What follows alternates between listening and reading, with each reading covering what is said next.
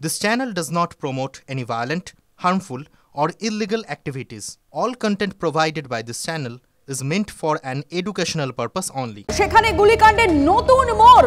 এই মুহূর্তে বড় খবর, অভিযুক্ত সাজ্জাককে অস্ত্র দিয়েছিল বাংলাদেশের আব্দুল। আর এই আব্দুলের বাড়ি বাংলাদেশের ঠাকুরগাঁও জেলায়। দাবি করা হচ্ছে সরকারি আইনজীবীর তরফে 2019-এ আগ্নেয়াস্ত্র সহ আব্দুলকে গ্রেফতার করে পুলিশ। 4 বছর জেল খাটার পর আব্দুলকে পুশব্যাকের নির্দেশ দেয় ইসলামপুর আদালত। তারপর কি হলো আমি কথা বলবো সরাসরি রূপক, আমাদের রিপোর্টার আমাদের সঙ্গে রয়েছেন। রূপক,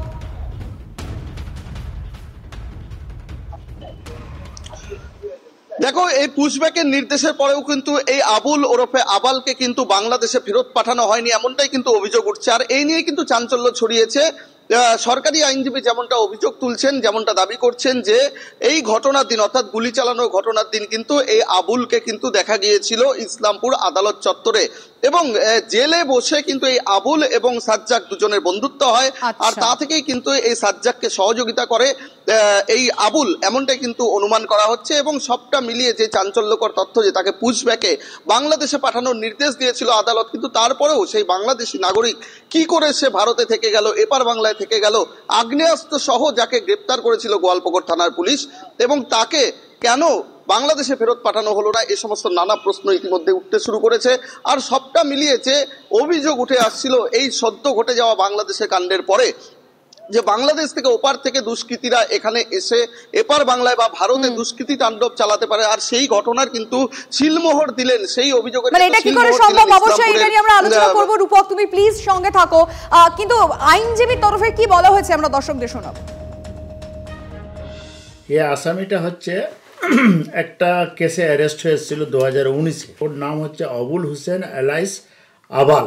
14 ফরেনার্স অ্যাক্টে অ্যান্ড আর্মস অ্যাক্টে ওকে অ্যারেস্ট করে গোয়ালপুকুর থানা এখানে পাঠাইছিল। ওকে 3 বছর কনভিকশন দিয়ে 5,000 টাকা ফাইন, 2 ইয়ার্স আরও পানিশমেন্ট দিয়ে ওদেরকে পুশব্যাক করে দেওয়া হয়। সে সময় এই অ্যাকিউজ সাজ্জাক আলম, যে মেন অ্যাকিউজ আছে, ও হচ্ছে 20/10/2019 তারিখে অ্যারেস্ট হয়। কালকে এখানে কোর্টে ওর দেখা, মানে কোর্টে হচ্ছে ওকে দেখেছে, ওকে বোঝা যাচ্ছে কি ওর সঙ্গে ও কালকে কথাবার্তা করেছে, সেই জন্য ওকে হচ্ছে এই কেসে ও সহযোগিতা করেছে ওকে ভাগানোর জন্য। গোয়ালপুকুর অ্যাড্রেসটা ভুল, একদম বাংলাদেশি। তাকে 14 ফরেনার্স অ্যাক্টে অ্যারেস্টে নিয়ে এসেছিল। তার কনভিকশনের আমার কাছে অর্ডারটাও আছে। আসলে এই একটার পর একটা ঘটনা যে ঘটে চলেছে এবং এক্ষেত্রে কিছু প্রশ্ন সামনে আসে, যেমন পুলিশ প্রশাসনের নাকের ডগায়, মানে জেলে বসেই এই জঙ্গি জাল বিছাচ্ছে অপরাধীরা। কি করে এটা সম্ভব? পুলিশকে গুলি, আসামি ছিনতাইয়ের ছক জেলে বসে। আপনাদের নিশ্চয়ই মনে আছে জেলবন্দি জঙ্গি তারিকুল, সে জেলে বসেই জঙ্গি মডিউল তৈরি করেছিল।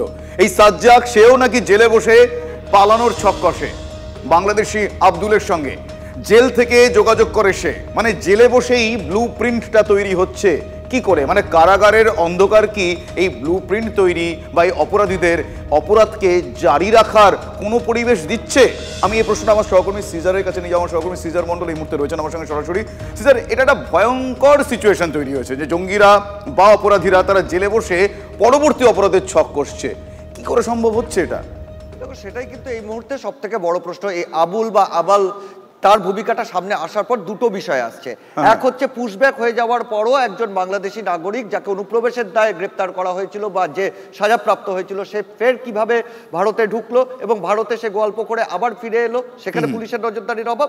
অন্যদিকে এখানে সেটা আরো গুরুত্বপূর্ণ যে কাস্টাডিতে থাকাকালীন দেখা যাচ্ছে অপরাধীরা তাদের নেটওয়ার্কটাকে তৈরি করছে, নেটওয়ার্কটাকে সাজাচ্ছে এবং বাইরে থাকাকালীন তারা যতটা নিরাপদে করে, সরকারের সেফ কাস্টাডিতে ততটাই নিরাপদে তারা তাদের অপরাধের কার্যক্রম চালিয়ে যাচ্ছে। তার সব থেকে বড় প্রমাণ সাম্প্রতিক অতীতে তারিকুল ইসলাম, যে জেল থেকে জঙ্গি মডিউল তৈরি করেছিল। আরেকজন সহকয়েদি, সহবন্দী, যে তাকে মগজ ধোলাই করে সে জঙ্গি দলে নাম লেখা এবং তাকে ব্যবহার করে নেটওয়ার্ক আরও তৈরি করে, আব্বাস তার নাম। ঠিক একইভাবে দেখা যাচ্ছে সাজ্জাক আলমের সঙ্গে আবুলের পরিচয় হয় জেলে। সাজ্জাকের আগেই আবুল জেল জামিন পেয়ে যায়, কিন্তু তাদের মধ্যে যোগাযোগ থেকে যায়। জেলে থেকেই সাজ্জাক কিন্তু আবুলের সঙ্গে যোগাযোগ রাখে, অর্থাৎ বাইরের সঙ্গে যোগাযোগটা যে জেলে বসে খুব সহজে করা যায় এবং অপরাধের ছক তৈরি করা যায়, সেটা কিন্তু এই সাজ্জাকের ঘটনায় স্পষ্ট। এবং সেই পরিকল্পনা অনুসারেই কোর্ট লকআপে তার কাছে অস্ত্র পৌঁছে দিল এই আবুল এবং তারপর সে গুলি চালিয়ে ফেরার হয়ে গেল। অর্থাৎ জেলে বসে যে অপরাধের ছক তৈরি করা যায়, বারে বারে সেটা প্রমাণিত হচ্ছে। এর আগেও প্রেসিডেন্সি কারেকশন করাপশনাল হোম বা বারুইপুর জেল থেকে শুরু করে দমদমের মতো যেগুলো অনেক বেশি সুরক্ষিত কেন্দ্রীয় সংশোধনাগার বলা হয়, সেখানেও থেকেও দেখা যাচ্ছে যে বিভিন্ন গ্যাংস্টার সেখান থেকে বসে তারা হুমকি ফোন করছেন, তারা তোলাবাজি চালাচ্ছেন, সেখানে বসে অপরাধের পরিকল্পনা হচ্ছে। এগুলো কিন্তু অতীতে আমরা বিভিন্ন সময় দেখেছি। তাহলে জেলে কোথাও যে নজরদারির অভাব এবং জেলে যে কার্যত অপরাধের আতুরঘর হয়ে উঠছে সেটা স্পষ্ট, একেবারে খুব স্পষ্ট। এবং এক্ষেত্রে অবাক লাগছে যে কি করে সম্ভব হচ্ছে। প্রাক্তন পুলিশ কর্তা সত্যজিৎ বন্দ্যোপাধ্যায় এই মুহূর্তে আমাদের সঙ্গে টেলিফোন লাইনে রয়েছে, একবার কথা বলি। সত্যজিৎ বাবু, আমরা এই মুহূর্তে একটা অবাক করা প্রশ্নের মুখোমুখি এসে দাঁড়িয়েছি যে অপরাধীরা একটার পর এক ঘটনা, অপরাধীরা জেলে বসে পরবর্তী অপারেশনের জাল বিস্তার করছে। কি করে তারা এই পরিবেশটা জেলে পাচ্ছে, কি বলবেন আপনি? দেখুন, এটা খুব যেই ঘটনাটা দেখাচ্ছেন এবং শুনছি আপনাদের মুখ থেকে, এবং নিশ্চয়ই এর এভিডেন্স গুলো আছে এবং সূত্র আছে। প্রথম কথা হচ্ছে এটা বেসিক্যালি স্বাভাবিক নয়, অস্বাভাবিক। কিন্তু ঘটনা হচ্ছে এর আগেও কিন্তু আমরা দেখেছি নানা জেলে বসে বড় বড় কর্মকাণ্ডের যারা নায়ক, যারা অ্যান্টি সোশ্যাল ক্রিমিনালস, টেররিস্ট, তারা কিন্তু জেলে বসেই তাদের সবকিছু করেছে। ব্যারাকপুরের কাণ্ডে দেখুন, ব্যারাকপুরের কাণ্ডে যে গুলি চালানো হলো তারা জেলে বসেই কিন্তু ব্যবস্থা করেছিল। সে আবার কলকাতা, পশ্চিমবঙ্গের জেলে নয়, বাইরের বিহারের জেলে বসে করেছিল, এখানকার জেলেও বসে করছে। অর্থাৎ যে পরিদর্শন, যেটা অর্থাৎ জেলের যে ইন্সপেকশন এবং জেলের যে পরিদর্শন এবং জেলের যে সুপারভিশন, এই সুপারভিশনটা সাংঘাতিক পরিমাণে করতে হবে। আমি যখন ডেপুটি কমিশনার ছিলাম তখন আমাকে নানা কাজে আমি এক্সিকিউটিভ ম্যাজিস্ট্রেট হিসেবে ওখানে গেছিলাম জেলে, আমাদের যে পরিদর্শনে যেতে হয় নানা কারণে। কিন্তু আমি দেখেছি রিল্যাক্টেন্ট মুডে কিন্তু থাকা যাবে না। রিল্যাক্টেন্ট মুডে থাকতে গেলেই অটোমেটিক্যালি প্রত্যেকটা ক্রিমিনালকে কিন্তু আর কতগুলো ঘটনা ঘটলে তাদের এই রিল্যাক্টেন্ট মোড থেকে তারা বেরিয়ে এসে উইলিং মোডে আসতে পারবে? এটা তো এই মুহূর্তে সবথেকে বড় প্রশ্ন। আর কতগুলো ঘটনা তারা দেখবেন? না, এই যে বারবার এই যে আপনাদের চ্যানেল এবং মিডিয়া এবং নানা ভাবে এই যে দেখাচ্ছেন, এবং আমাদের উপরওয়ালারা নিশ্চয়ই এগুলো দেখছেন এবং রেকর্ডের মধ্যে রাখছেন, এবং আলটিমেটলি যখন আমাদের ক্রাইম কনফারেন্স হয় এবং নানা রকম ভাবে কনফারেন্সে তাদেরকে বলানো হয়, সেই বলানোর সময় তারা শুনবে, তাদেরকে বলতে হবে, তাদেরকে করতে হবে। মাইন্ডেড জেলটা কিন্তু আমরা পুলিশ ডিপার্টমেন্ট দেখে না, ওর জন্য আলাদা ডিপার্টমেন্ট আছে। ওটা প্রিজন, মানে আইজি প্রিজন ইনচার্জ, জেলের যারা ওয়ার্ডার তাদের সম্পূর্ণ আলাদা পোস্টিং এবং আলাদা সবকিছু। কিন্তু আরো বেশি ওয়াকিবহল, আরো বেশি সোর্স খবর রাখতে হবে, এবং যে কোনো ভাবে যখন ওদের খাবার দিচ্ছে কিংবা বাইরে থেকে ওরা বিট করছে ওয়াইফ কিংবা ভাইদের সাথে, প্রত্যেকটা জায়গা সার্চ অ্যান্ড সিজারের মধ্যে, যে তার মাধ্যমে যেন মোবাইল ফোন না আসে এবং কারাপশনের ঊর্ধ্বে গিয়ে কাজ করতে হবে। তারা যেন জেলে বসে কোনো ফোন কিংবা কোনো কিছু ধরতে না পারে, ইউজ না করতে পারে। যদি ধরে তার জন্য ফার্দার কেস, ক্রিমিনাল কেস করতে হবে এবং নন ভেলেবল অফেন্সে কেস লিখে তাদেরও সাজা ডিক্লেয়ার করতে হবে, দৃষ্টান্তমূলক শাস্তি দরকার। এটুকুই আমার ছোট করে বক্তব্য। অনেক ধন্যবাদ আপনাকে, অনেক ধন্যবাদ। অর্থাৎ আমরা কথা বলছিলাম প্রাক্তন পুলিশ কর্তা সত্যজিৎ বন্দ্যোপাধ্যায়ের সঙ্গে। তিনি আমাদের এই মুহূর্তে যেই প্রশ্নের মুখোমুখি আমরা দাঁড়িয়েছি যে জেলে বসেই অপরাধীরা জাল বিস্তার করছে, তাদের পরবর্তী পদক্ষেপ কি করবে, ফলে সেইটা আটকানো খুব একটা রকেট সায়েন্স নয়। অভিজ্ঞ পুলিশ কর্তারা বলছেন যদি প্রপার মনিটরিং, যথাযথ পর্যবেক্ষণে রাখা যায়, তাহলে জেলে বসে জঙ্গি হোক বা অপরাধী, সে তার কার্যকলাপ বিছাতে পারে না, তার ইনফরমেশন আদান প্রদান করতে পারে না, খুব সহজেই সেটা আটকানো যায়, যার জন্য নজরদারি দরকার।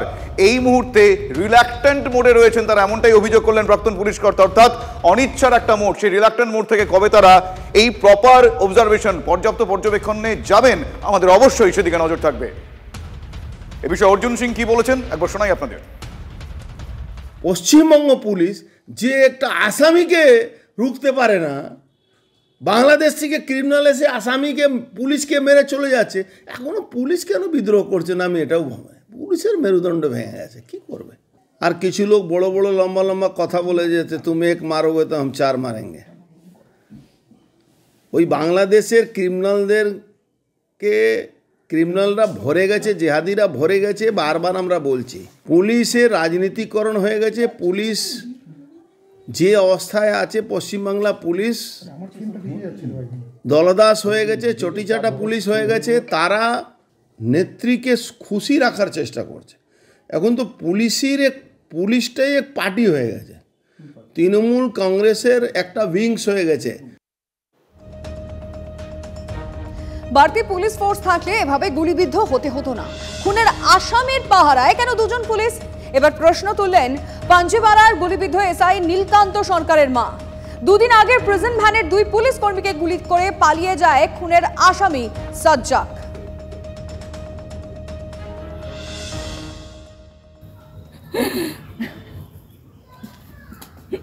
এখন কি হবে না হবে বলতে পারছি না কিছু। আমি কি বলবো এখন? এইভাবে যুগলে পুলিশের এরকম হয় তাহলে কি হয়? মানুষের ভালো করতে গেছিল, তাহলে ওর গুলি হবে কেন? আরও 4-5 জন যদি থাকতো তাহলে তো এই ঘটনা ঘটতো না। ভালো কাজ করতে গিয়েই যদি এরকম হয় তাহলে মানুষের ভালো কি রাখবে? কোথায় পেলো? ওটা তো ওই মানে জেলে ছিল আসামি, তাহলে ওকে যে নিয়ে আসতেছে তাহলে বেশি ফোর্স কেন দিল না? পুলিশই আমাদেরকে মানে নিরাপত্তা দিবে, সেই পুলিশের উপর যদি এরকম চলে আর কিছু বলার। খুব খারাপ লাগছে, দুঃখজনক একটা ঘটনা। ওটাই তো দেখে তো আমরা তো আশ্চর্য হয়ে যাচ্ছি। এখন আমরা যে আছি এখানে কি নিরাপত্তা কি পাচ্ছি আমরা বলুন? মালদা তৃণমূল নেতা খুনের ঘটনা ইতিমধ্যে 4 দিন পার হয়ে গিয়েছে। প্রশ্ন হচ্ছে মূল অভিযুক্ত কোথায়? এখনো তার টিকি ছোঁয়া যায়নি। বিহারে গা ঢাকা দিয়েছে কি মূল অভিযুক্ত, তার শাগরেদরা? এ প্রশ্ন উঠছে। ড্রোন উড়িয়ে স্নিফার ডগ দিয়ে তল্লাশি চালিয়েও এখনো পর্যন্ত খোঁজ মেলেনি। পুলিশ কুকুর গতকাল ক্রাইম সিনের 4 কিলোমিটার দূরে থেমে যায়। দুষ্কৃতী জাকিরের খোঁজে তাই বালুয়াচড়া এলাকায় ড্রোন উড়িয়ে তল্লাশি চলছে। আমার সহকর্মী শুভতোষ রয়েছেন এই মুহূর্তে। শুভতোষ, এক্ষেত্রেও বারবার দেখেছি সাম্প্রতিককালে এই ধরনের ঘটনায় বারবার বিহার যোগ, বিহার কানেকশন, বিহারে পালিয়ে গেল কিনা এই ট্র্যাকটা ইনিশিয়ালি করা হচ্ছে, এক্ষেত্রেও তার অন্যথা হয়নি। সেই ক্ষেত্রে কোনো রকম তথ্য ইঙ্গিত ইত্যাদি মিলেছে? হ্যাঁ দেখো, এর আগেও যেহেতু ও জাকির বিহারে পালিয়েছিল এই খবর রয়েছে এবং এর আগেও আত্মগোপন করেছিল বিহারের বিভিন্ন এলাকায়। শুধু তাই নয়, তার সঙ্গে যারা আরও তার সঙ্গী রয়েছে তারাও কিন্তু সেভাবে বিহারে লুকিয়েছিল, এই খবরটা রয়েছে। এর পাশাপাশি কিন্তু এই মুহূর্তে পুলিশ, যেহেতু পুলিশ কুকুর যে স্নিপার ডগ নিয়ে যাওয়া হয়েছিল সে ওই এলাকা পর্যন্ত গিয়ে থেমে যায়। তারপরে যখন তাকে সেই ঘটনাস্থল থেকে নিয়ে যাওয়া হয় এবং সেই এলাকায় গিয়ে থেমে যায়, তারপরে ওখানে পুলিশ বিভিন্ন জায়গায় চিরুনি তল্লাশি চালায়, পাশাপাশি সেখানে ড্রোন ওড়ায় এবং ড্রোন উড়িয়ে বোঝার চেষ্টা করে কোন এলাকায় বা আদৌ কেউ লুকিয়ে আছে কিনা। স্নিফার ডগ কোন একটা পার্টিকুলার জায়গায় গিয়ে যদি থেমে যায় তাহলে সেটা কি ইঙ্গিত বহন করে সেই বিষয়টা আমার জানা নেই, একটু জানতে চাইবো। হ্যাঁ দেখো, স্নিপার ডগ যেহেতু শুকতে সেখানে কোনো নমুনা দেখে সেই স্নিপার ডগ সেটা শুকতে গিয়ে পার্টিকুলার সেই বালুয়া চড়া গিয়ে সেই এলাকাতে কিন্তু মাঠের কাছে একটা জায়গাতে থেমে যায় এবং যেহেতু থেমে যায় পুলিশের সন্দেহ হয় সেই এলাকা থেকেই হয়তো কোথাও অন্যত্র কোথাও গেছে বা আদৌ কোনো কোথাও লুকিয়ে আছে কিনা, আত্মগোপন করে আছে কিনা। তো সেই কারণে সেই জায়গাতে নিজেরা চিরুনি তল্লাশি করার পাশাপাশি ড্রোন ওড়ানো হয় যে সেই এলাকায় উপর থেকে যদি নজরদারি করা যায় কোনো এলাকা, কোনো জায়গা যেটা সন্দেহজনক, ফলে সেই সমস্ত এলাকায় আবার নতুন করে অভিযান চালানো হবে। এইভাবে কিন্তু করা হচ্ছে, কিন্তু এখনও পর্যন্ত জাকিরের কোনো খোঁজ কিন্তু পায়নি পুলিশ। জাকির কিন্তু এখনও অধরা। এখনও পর্যন্ত দুজনকে পুলিশ নতুন করে আটক করেছে, তবে তাদের পরিচয় এখনও পর্যন্ত সামনে আনা হয়নি, কারণ কিছু সমস্যা দেখা দিচ্ছে সেই এলাকাতে। কারণ বকুল এবং জাকিরের বিবাদ নতুন নয়, এর আগেও। এই মুহূর্তে এখানে একেবারেই তাই, সেই বিষয়টা দেখার চেষ্টা চলছে, আশা রাখবো। এবং এই গোটা বিষয়টা তারা কিভাবে দেখবেন, তারা কিভাবে তার গতিবিধি জানবেন, কবে আটকানো যাবে গোটা বিষয়টা, সেদিকে আমাদের অবশ্যই নজর থাকবে। আপাতত তোমায় ধন্যবাদ জানাই শুভতোষ। ফিরে এলাম ব্রেকের পর প্রেস কর্নারে। এই মুহূর্তে সৈফ আলী খানের সম্বন্ধে কি খবর রয়েছে আপনাদের জানাবো, তবে তার আগে বলি যে ইতিমধ্যেই পাকড়াও করা হয়েছে সৈফ আলী খানের হামলায় ঘটনায় এক সন্দেহভাজন যুবককে। বান্দ্রা থানায় তাকে জিজ্ঞাসাবাদ করা হচ্ছে, কিন্তু আটক ব্যক্তি সৈফের হামলাকারী কিনা তা নিয়ে কিছু সংশয় রয়েছে। আশা করি তা কেটে যাবে। করিনা কাপুরের বয়ান ইতিমধ্যেই রেকর্ড করেছে পুলিশ। সৈফ আলী খানের শারীরিক পরিস্থিতি সংক্রান্ত কিছুক্ষণ আগে তার চিকিৎসকরা প্রেস কনফারেন্স করেছিলেন। তারা জানিয়েছেন, সাংবাদিকদের তারা জানিয়েছেন যে সৈফ আলী খান এখন আগের থেকে অনেকটাই ভালো আছেন, তিনি হেঁটেছেন, হাঁটাচলা করছেন, আগের থেকে অনেকটাই সুস্থ রয়েছেন সৈফ আলী খান। 2 जख्म हाथ पे थे और एक गर्दन में था, जो plastic surgery doctor Leena Jain madam ने रिपेयर किए हैं। और मैंने स्पाइन का जो घाव था जहाँ पे शार्प ऑब्जेक्ट अंदर लॉज हुआ था और अंदर ड्यूरा टेयर करके स्पाइनल फ्लूइड आ रहा था, वो ऑपरेशन करके ऑब्जेक्ट निकाला और ड्यूरा रिपेयर करके वुंड रिपेयर कर दिया। कोई अभी इश्यू नहीं है, वो एकदम नॉर्मल है, कोई पैरालिसिस नहीं और कोई भी प्रॉब्लम नहीं है। এখন সুস্থ আছেন সৈফ আলী খান, কিন্তু সাংবাদিকদের মুখোমুখি হয়ে এক চিকিৎসক জানালেন যে রিল এবং রিয়েল দু ক্ষেত্রেই হিরো সৈফ আলী খান। सैफ अली साहब का जब हॉस्पिटल आए थे तो मैं वो डॉक्टर था जो उनको फर्स्ट आवर में मिला हूँ। पूरा उनका उसमें ब्लड था, but he walked in like a lion and only with his small child, that is 6-7 साल का उनका जो लड़का है, तैमूर है शायद उसका नाम, हाँ, उसके साथ वॉक इन किए हैं with so much of this. He is a real hero that way. फिल्मों में हीरोगिरी करना वो सब ठीक है, बट ये घर में आपके ऊपर कोई अटैक हो रहा है एंड आप as a hero you have actually acted and you have come out with such a thing. বেশ, সাইফ আলী খানের শারীরিক পরিস্থিতি সংক্রান্ত তথ্য আমরা জানলাম। এই মুহূর্তে আর কি কি ইনফরমেশনস রয়েছে আমি জানবো। আমার সহকর্মী জ্যোতির্ময় কর্মকার আমার সঙ্গে এই মুহূর্তে রয়েছেন টেলিফোন লাইনে। জ্যোতির্ময়, একটা প্রশ্ন এই মুহূর্তে কিছুটা হলেও জোরালো হয়েছে যে যাকে পাকড়াও করা হয়েছে এই যুবকই কি হামলাকারী, সেই সংশয় এখনো কতটা রয়েছে? দেখো, আমাদের সামনে যে ছবি এই মুহূর্তে প্রকাশ্যে এসেছে, যে সিসিটিভি ফুটেজ দুটি পাওয়া গিয়েছে। প্রথমত একটি সিসিটিভি ফুটেজ এসেছে তার বাড়ি থেকে, অর্থাৎ সৈফ আলী খানের বাড়ি থেকে হামলার পর যখন সিঁড়ি দিয়ে এই ব্যক্তি নেমে চলে যাচ্ছে। আরেকটি সিসিটিভি ফুটেজ এসেছে শাহরুখ খানের বাড়ির বাইরে এক ব্যক্তি ঘুরে বেড়াচ্ছে, যার চেহারার আকার, মুখের আদল কিছুটা এই ব্যক্তির সঙ্গে মিলছে। এবং তার পরবর্তী ক্ষেত্রে বান্দ্রা পুলিশ স্টেশনে যাকে ঢোকানো হচ্ছে, এই তিনটি ছবি দেখে মনে হচ্ছে যে ব্যক্তি একজনই। স্বাভাবিকভাবেই সন্দেহ দানা বাঁধছে যে এই ব্যক্তি শুধুমাত্র চুরি বা ডাকাতির চেষ্টা করতে যায়নি, নেপথ্যে আরো বড় কোনো গ্যাং থাকতে পারে, সেই সম্ভাবনা থেকেই যাচ্ছে। বেশ বেশ জ্যোতির্ময়, আপাতত তোমায় ধন্যবাদ জানাই। কিন্তু একটা বিষয় লিমা, এক্ষেত্রে এই হামলাকারী সেই হামলাকারী কিনা এখনো পর্যন্ত ছবি দেখে কিছুটা নিশ্চিত হওয়া যাচ্ছে, কিন্তু বাকি প্রশ্নটা সময় বলবে। কিন্তু রেকির বিষয়টা এবার আসতে হবে লিমা। কিন্তু শাহরুখ খানের বিষয়টা এবার আসে, আমি অবশ্যই জ্যোতির্ময়ের কাছে আরো একবার যাবো, তার কারণ এই মুহূর্তে দাঁড়িয়ে আরো একটা চাঞ্চল্যকর তথ্য এই মুহূর্তে আমরা আমাদের দর্শকদের জানাবো যে সৈফ আলী খানের বাড়িতে হামলার কথা তো আমরা জানাচ্ছিলাম, কিন্তু এর আগে শাহরুখ খানের বাড়িতেও রেকি করা হয়েছে বলে আমরা জানতে পারছি। কিন্তু এক্ষেত্রে বড় প্রশ্ন শুভজিৎ, যে এই গ্যাংটা কি একই, মানে এক্ষেত্রে সৈফ আলী খানের বাড়িতে যে হামলা চালিয়েছে সেও কি মানে সে একই ব্যক্তি কি রেকি করেছিল শাহরুখ খানের বাড়িতে, এই বিষয়টি কিন্তু এখনো পরিষ্কার নয়। জ্যোতির্ময়ের সঙ্গে কথা বলবো, জ্যোতির্ময় কর্মকার আমাদের রিপোর্টার টেলিফোন লাইনে রয়েছে। জ্যোতির্ময়, শাহরুখ খানের বাড়িতে কে রেকি করেছে এখনো অবধি পুলিশের তরফ থেকে কি জানা যাচ্ছে? দেখো, একটা সম্ভাবনার জায়গা থেকে যাচ্ছে যে এই ব্যক্তি সেই ব্যক্তি কিনা। আমি যে কথা কিছুক্ষণ আগে জানাচ্ছিলাম যে তিনটি ছবি আমাদের কাছে রয়েছে, তার মধ্যে দুটি সিসিটিভি ফুটেজ। একটি সিসিটিভি ফুটেজ হচ্ছে সৈফ আলী খানের বাড়িতে সিঁড়ি দিয়ে নেমে যাচ্ছে এই ব্যক্তি, এবং শাহরুখ খানের বাড়ির বাইরে এক ব্যক্তি রেকি করছে। তবে চেহারার আদল, মুখের আদল কিছুটা মিলছে, ফলত এই ব্যক্তি সেই ব্যক্তি কিনা সব থেকে বেশি গুরুত্বপূর্ণ প্রশ্ন হয়ে উঠছে। গতকাল কোন রকম তদন্তের আগেই মুম্বাই পুলিশের তরফ থেকে জানিয়ে দেওয়া হয় যে এই ঘটনার নেপথ্যে লরেন্স বিষ্ণোই গ্যাং বা কোনো সন্ত্রাসবাদী সংগঠন, কোনো বিচ্ছিন্নতাবাদী গোষ্ঠী, কারোর কোনো হাত নেই। এটি একটি চুরি বা নিছক ডাকাতির চেষ্টার ঘটনা।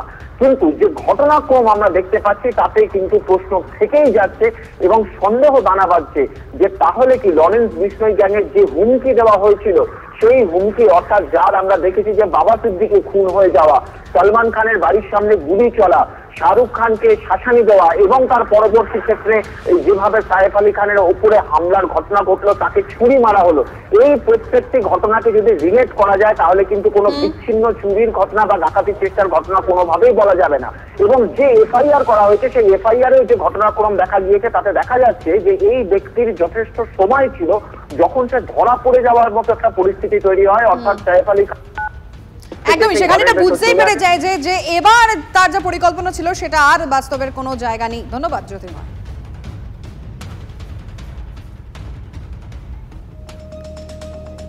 বেশ, এত কিছুর মধ্যেও কিছু আশার আলো থাকে।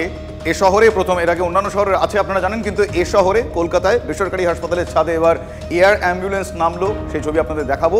বাইপাসের ধারে এক বেসরকারি হাসপাতালের ছাদে এয়ার অ্যাম্বুলেন্সের সফল অবতরণ। শহর কলকাতায় প্রথম কোনো বেসরকারি হাসপাতাল এই উদ্যোগ সফলভাবে করতে সক্ষম হলো। রাজ্যে প্রথম কোনো হাসপাতালে শুরু হলো এই পরিষেবা। এবার থেকে নিয়মিত এয়ার অ্যাম্বুলেন্সের ব্যবহার করা যাবে। ইতিমধ্যেই প্রাথমিক অনুমতি পাওয়া গিয়েছে ডিরেক্টর জেনারেল অফ সিভিল এভিয়েশনের তরফ থেকে। হাসপাতালের ছাদে হেলিপ্যাড তৈরি হয়েছে। আশা করি আরও অনেকটা চিকিৎসা পরিষেবা উন্নততর হতে আরও এক ধাপ এগোতে পারবে এ রাজ্য, এ শহর। এই ছবি নিঃসন্দেহে সেই আশার আলোই নিয়ে আসছে।